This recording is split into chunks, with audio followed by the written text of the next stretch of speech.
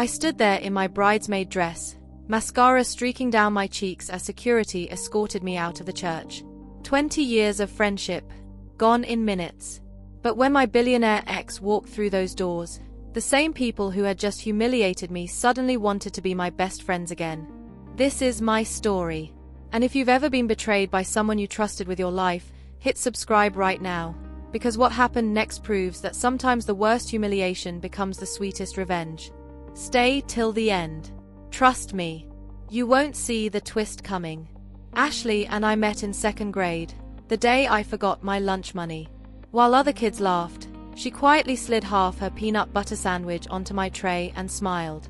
That small act of kindness became the foundation of what I believed was an unbreakable bond. We grew up inseparable. Elementary school, middle school awkwardness, high school heartbreaks. By then, everyone knew we were a package deal. You didn't get one without the other. We went to the same college, cried together when we both got accepted, and became roommates our freshman year. She held my hand when my mom was sick. I held her while she cried through her parents' divorce. We didn't call each other friends, we called each other sisters. After college, we got apartments just blocks apart. Sunday brunch was sacred. Wednesday wine nights were therapy. We dreamed about the future together, laughing about how we'd probably end up old women on rocking chairs, still gossiping. Then Brandon entered the picture. Ashley met him at a charity gala. Old money. Tall. Polished. The kind of man whose life looked effortless. She called me that night, giddy, saying she'd met the one. I was genuinely happy for her. She deserved love. But slowly, things changed. Designer bags replaced thrift finds. Weekend trips turned into Hamptons getaways. Restaurants stopped listing prices. Ashley started changing, not all at once, but enough for me to notice. The laugh became softer. The opinions more guarded. Sometimes she'd wince when I laughed too loud. I told myself it was just love. Love changes people, right? 18 months later, Brandon proposed at his family's estate in Martha's Vineyard. The ring alone probably cost more than I made in 5 years. Ashley FaceTimed me in tears, waving her hand at the camera. "You have to be my maid of honor," she squealed. "I can't do this without you." I said yes without hesitation. Wedding planning started magical, then slowly turned cold. Ashley hired a wedding planner, Catherine, who looked at me like I was an inconvenience.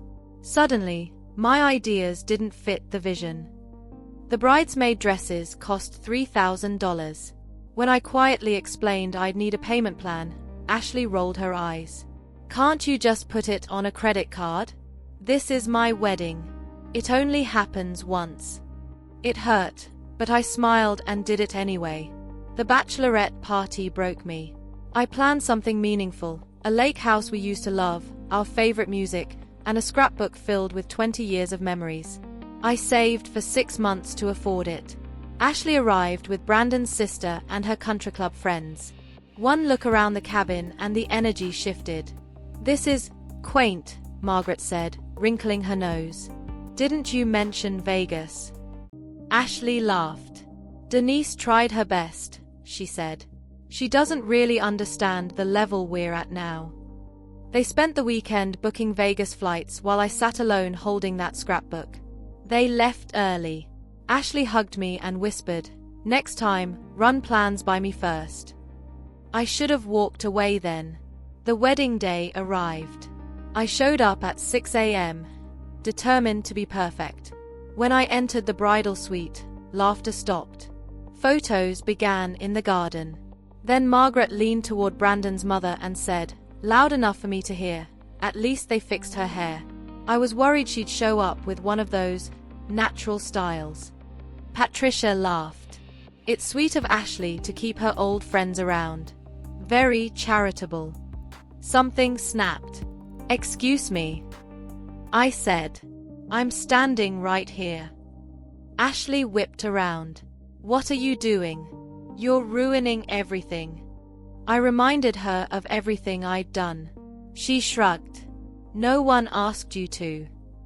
Then she said it. You don't fit in here. You never have. You're embarrassing me. I asked quietly, you want me to leave? Brandon stepped forward. I think it's best if you go. Security will escort you out. And just like that, my sister of 20 years erased me.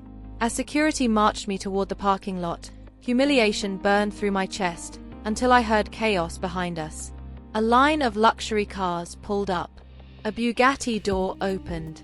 Jerome, my ex, the man I'd loved for years, now unmistakably powerful. He took one look at me, the guards, the dress, the tears, and understood everything. Why is she being escorted out? He demanded.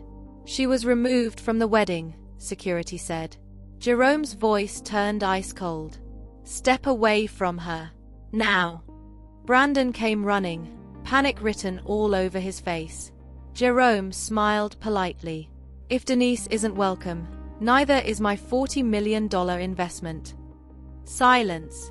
Ashley broke down, begging me to stay. But it was too late. I was your best friend, I said. You stopped being mine. I walked away. 6 months later, I stood on a stage, not at a wedding, but at the launch of my non-profit. Surrounded by people who loved me as I was. Jerome funded it, but the vision was mine. Ashley emailed apologies. I archived them. As I looked out at the kids we were helping, I finally understood. They didn't throw me out of a wedding. They freed me from a life where I had to shrink to belong. And that freedom? It was priceless. If this story touched you, share it with someone who needs to hear it. When people show you who they really are, believe them the first time.